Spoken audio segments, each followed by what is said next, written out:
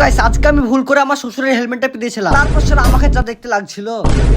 তো হ্যাঁ গাইস আজকের ফালতু ঘটনাটা তোমরা আমি শুরু থেকে বলি। তো হ্যাঁ গাইস সেদিনকে আমি দুপুরবেলা আমাদের মাচানে বসেছিলাম। তবে গাইস দেখো এত বড় মাচানটাই শুধু আমি একাই বসে আছি, আর কেউ নেই। সালারা সব কোথায় যে গিয়েছে। তারপর আমার চোখ গেল এই যে ফাটার দিকে।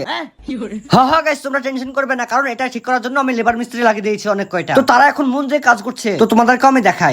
এই যে হলো এগুলো আমার লেবার মিস্ত্রি। গাইস দেখো কতগুলো লেবার মিস্ত্রি লাগিয়ে দিয়েছি। সালারা সব আমাকে দেখে একদম মন দিয়ে কাজ করছে।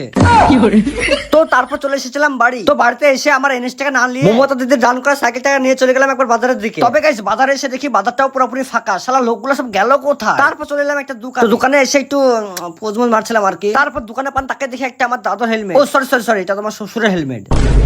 তবে হেলমেটটা যা নোংরা ছিল আমার মতো একদম নোংরা। তো তারপর আমি চোখ মুজে পেতে নিলাম হেলমেটটা। তবে গাইস দেখাই যাক কেমন লাগে। ও বে শালা কি লাগছে বে, ফেলবে খুলে। তো তারপর আমি সন্ধ্যা থেকে বেরিয়েছিলাম একটু মেয়ে দেখতে। না গাইস কথাটা আমি একদম মিথ্যা করে বললাম, কারণ তোমরা হাসানোর জন্য বললাম আর ওরকম ছেলে আমি হতে পারি না। তবে হ্যাঁ গাইস ছোট ভাই হিসাবে ফলো করতে ভুলবে না কিন্তু। আর হ্যাঁ ডেলি তোমরা হাসানোর দায়িত্ব আমার।